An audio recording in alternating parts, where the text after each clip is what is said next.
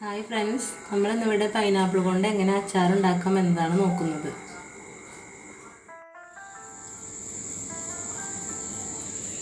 ഇനി ചട്ടി നന്നായി ചൂടായിട്ടുണ്ട്. നമുക്ക് ഇതിലോട്ട് വെളിച്ചെണ്ണ ഒഴിച്ചു കൊടുക്കാം. സാധാരണ അച്ചാറൊക്കെ ഇടാനായിട്ട് നമ്മൾ നല്ലെണ്ണയാണ് യൂസ് ചെയ്യാറ്. ഇന്ന് ഞാനിത് കൂടുതലായിട്ട് സ്റ്റോർ ചെയ്ത് വെക്കാനൊന്നും പറ്റാത്ത കാരണം ഞാൻ ഇതിൽ വെളിച്ചെണ്ണയാണ് യൂസ് ചെയ്തിട്ടുള്ളത്. ഇനി നമുക്ക് കടുക് ഇട്ട് കൊടുക്കാം.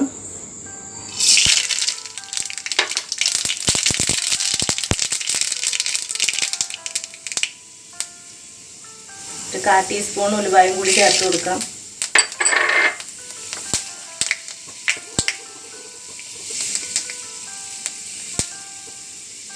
ഇനി ഇതിലേക്ക് കുറച്ച് ഇഞ്ചിയും വെളുത്തുള്ളിയും 2 പച്ചമുളകും കൂടി കട്ട് ചെയ്ത് വെച്ചിട്ടുണ്ട്, അതുകൂടെ ഇട്ട് കൊടുക്കാം.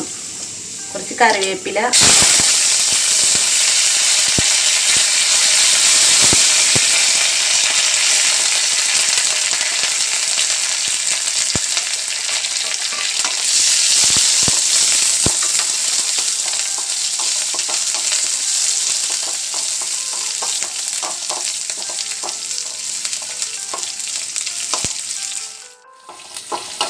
ഇതിപ്പോൾ നന്നായി മൂത്ത് വന്നിട്ടുണ്ട്. ഇതിലേക്ക് നമുക്ക് മുളക് പൊടി ഇട്ട് കൊടുക്കാം.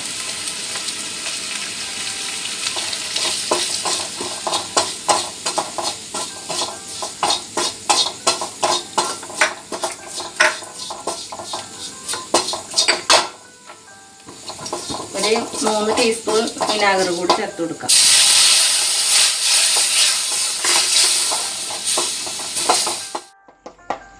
കുറച്ച് ചൂടുവെള്ളം കൂടെ ഞാൻ ഇതിലേക്ക് ആഡ് ചെയ്യുന്നുണ്ട്.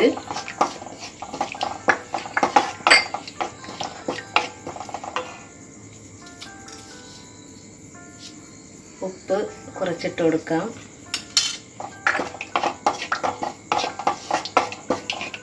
സാധാരണ നമ്മൾ ചെറുനാരങ്ങയും മാങ്ങയൊക്കെ അച്ചാറിടുമ്പോൾ ഉപ്പ് കുറച്ച് കൂടുതൽ ഇടാറുണ്ട്. ഇത് മധുരമുള്ള ഫ്രൂട്ട് ആയതുകൊണ്ട് ഞാൻ ഉപ്പ് കുറച്ചാണ് ഇട്ടിട്ടുള്ളത്. ഇത് നന്നായി സെറ്റായിട്ടുണ്ട്. ഇനി നമുക്ക് ഇത് കട്ട് ചെയ്ത് വെച്ച പൈനാപ്പിൾ ഇതിലേക്ക് ഇട്ട് കൊടുക്കാം.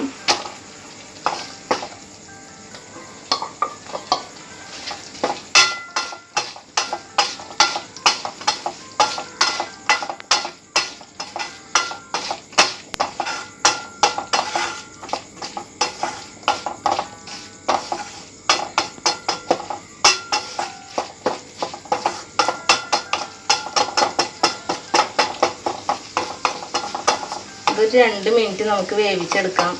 ചെറിയ മീഡിയം ഫ്ലെയിമിൽ വെച്ചിട്ടുണ്ട്.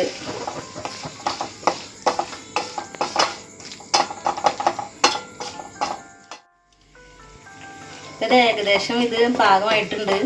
ഈ സമയത്ത് ഇതിൻ്റെ ഉപ്പും എരിവും എല്ലാം കൂടി ഒന്ന് നമ്മൾ ടേസ്റ്റ് ചെയ്ത് നോക്കണം. എന്തെങ്കിലും കുറവുണ്ടെങ്കിൽ ഈ സമയത്ത് നമ്മൾ ഇത് ആഡ് ചെയ്ത് കൊടുത്താലാണ് ഇത് സെറ്റ് ആവത്തുള്ളൂ.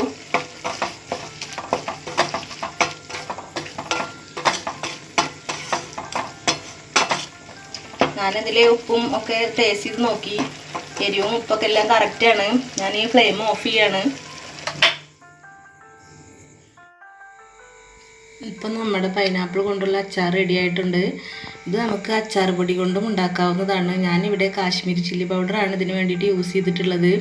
ഇത് ബിരിയാണിക്കൊക്കെ കൂടെ കഴിക്കാൻ പറ്റിയ വളരെ സ്വാദിഷ്ടമായ ഒരു അച്ചാറാണിത്. ഇത് നിങ്ങളെല്ലാവരും ട്രൈ ചെയ്യണം.